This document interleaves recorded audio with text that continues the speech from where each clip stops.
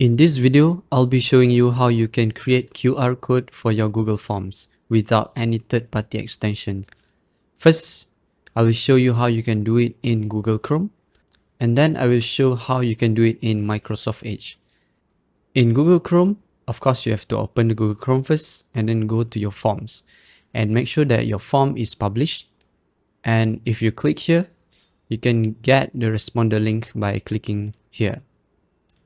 Once you get the responder link, you can open the link in a new tab.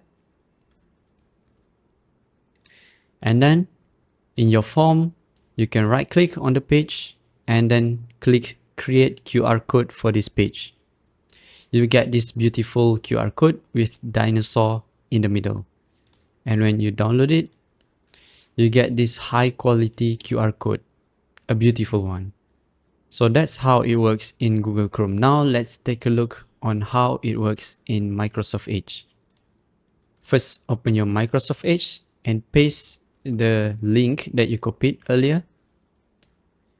And it's the same, right click on the page and click create QR code for this page. You will get this beautiful QR code without the dinosaur like earlier, and then you can download it. Once you download it, you can open it and you will get this beautiful high quality QR code.